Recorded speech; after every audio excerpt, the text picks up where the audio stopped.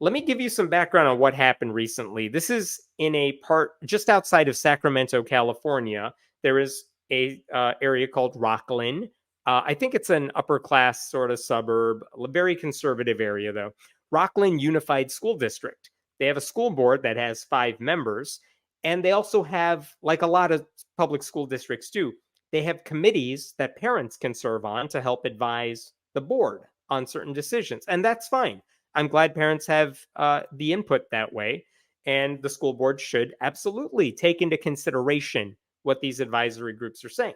So recently, the board president in Rockland, her name is Julie Levins Hupp, she wanted to tell parents, hey, parents, if you're interested in joining, we're taking applications right now. So please consider signing up for these advisory groups. And I want you to see specifically what she wrote here. Let me pull this up for you here. This is her Facebook post. Rockland friends, as your school board, we have worked very hard to insist that important decisions such as new curriculum, parents can advise on the curriculum, involve our parents. Now we need you. The advisory committee signups went out today. We need as many Christ-centered, family-focused parents as we can get on those committees. Who cares about the rest of it? Christ-centered. She needs Christ-centered parents to join this committee.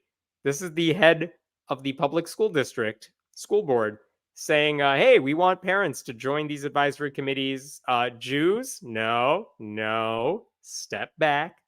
Atheists? No, thank you. All the wrong type of brown people? No. Just Christians. And here's the thing. You can see right there, there's like 362 comments on that post that she made. A lot of them were really critical of what she did. And they called her out on it too. And let me find a couple of these here. But basically, people called her out and they're like, what's wrong with me? I'm a parent in the district, but like, I'm not Christian. What? Am I not allowed to be part of this? And by the way, I will say in the comments, Julie, that school board president said, no, you guys, of course, everyone can apply. When I said Christ-centered, I didn't mean you had to be Christian. I'm paraphrasing, but that is really what she was getting at. But like, here's the thing. What does Christ-centered mean to her? Best case scenario, it's just shorthand. It's the way she talks, and she just means good people, I guess. But that's not what Christ-centered means to anyone outside her bubble. If I ask those of you who are watching, what does Christ-centered mean? I'm guessing a lot of you are going to have some really negative connotations to go with that. I mean, are we talking about the Christ-centered Christians who care about marginalized students and inclusive classroom policies? Probably not. Or are we talking about the Christ-centered people who use their faith to exclude and demean other people? Because you have to be inside of a conservative Christian bubble to think having Christ in your life is automatically a good thing. So, I mean, one person who chimed in the comment thread said, my wife is trans, so I guess that means you don't want me on the board? Like, she said, is that why is it, Julie, that you don't need our involvement in your advisory board to keep our children safe and thriving? An atheist chimed in and said, will you accept an application from an atheist with lots of free time? And I just want to point out, let me go back to this for a second. This was the post she did the first time around. You could see the 2 hearts at the end. I'm going to scroll down here and show you another post of hers. Just look at all the emoji right there at the very end of it. But when an atheist said, will you accept an application from an atheist with lots of free time? She's like, yes. Like begrudgingly saying yes. She didn't really want to say that, but she knew she had to. So here's the thing. After all this criticism, she did come back and issue a follow-up post. But I'm going to show it to you. Notice that there is no apology here. It's just a follow-up. In answer to a question I am receiving, yes, I asked for Christ-loving individuals to join committees. I posted on many different sites. I don't know why that matters. I also asked for family-centered individuals and principle-centered loving people. Fine, but that's not what she wrote. All faiths and all child loving people are encouraged to sign up. Like, first of all faith still excludes atheists. And also, why does that matter? What do you think is going to happen if you have people without faith or without your faith joining these committees? Do you think they don't care about their children? Because that's wrong. And you would think a school board president in a diverse school district would recognize that. Look at this line too. The inclusion of one does not mean the exclusion of others. And it's like, yes, it does. If you said, I only need good white parents to apply, you can't come back and say, you guys, I didn't mean just white. I meant everybody. It's like, we know what you said. It was right up there. It's still there right now. It's in writing.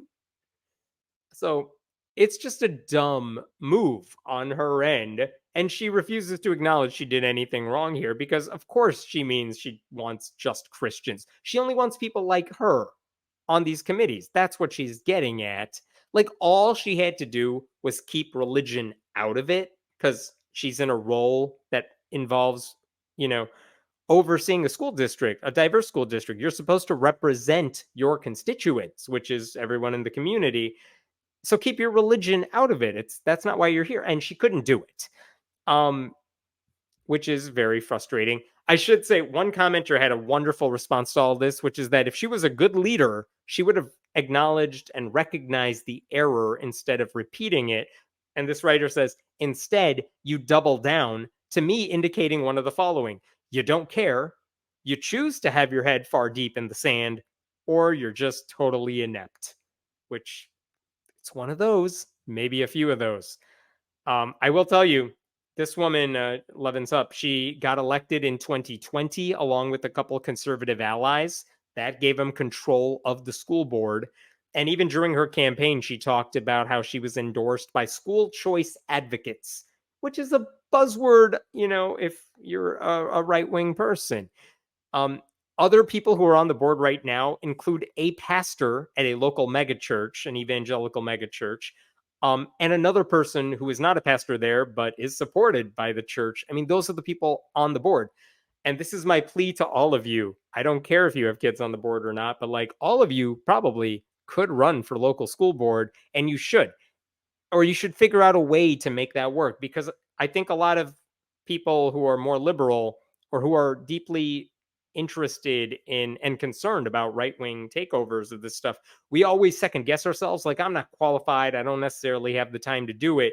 But you know how much self-doubt seeps into right-wing people, Christians who are like, I have a religious duty to take over everything in the world. They have no self-doubt and they always run, and then they win because a lot of times no one's running for these seats, and then very few people vote in these elections.